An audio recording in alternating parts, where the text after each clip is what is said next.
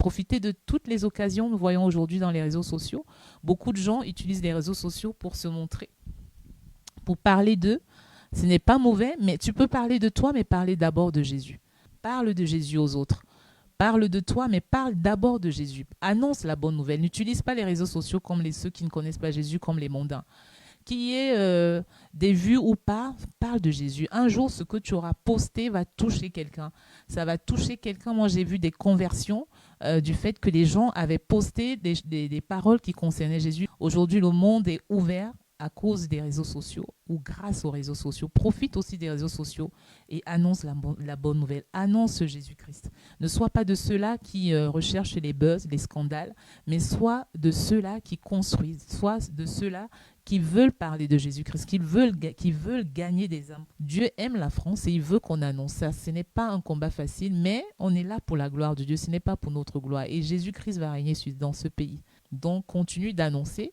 N'hésite pas à être ce soldat, cette messagère, de la bonne nouvelle. Continue d'annoncer.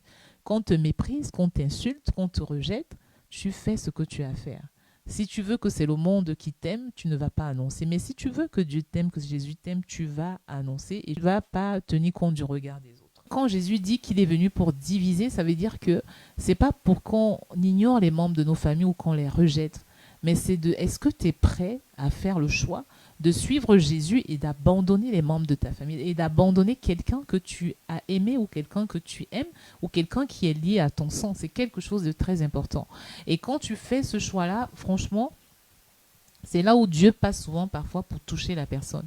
Parce que quand tu es dans le sentiment avec quelqu'un, parfois Dieu, il durcit aussi le cœur de la personne.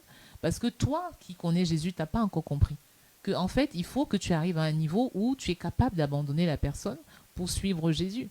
Quand Jésus dit abandonnez vos familles, abandonnez même votre pays, abandonnez même ton père et ta mère, c'est quelque chose de très fort.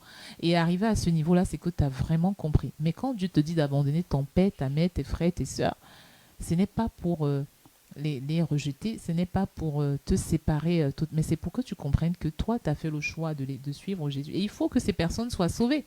Parce que si tu es sauvé et que ces personnes ne sont pas sauvées, Dieu va te demander des comptes. Et tant que tu es dans les sentiments avec ces personnes-là, Dieu ne peut pas les toucher parce qu'eux, ils seront réconfortés du fait que tu continues à être vers eux.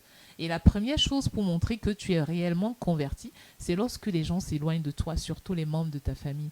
Quand on commence à trouver que tu es différent, quand on commence à dire des choses sur toi, de parler de Jésus en termes de critique sur ta vie, sur ta marche spirituelle, c'est que vraiment tu es réellement converti. C'est pourquoi, en tant qu'enfant de Dieu, nous sommes tous des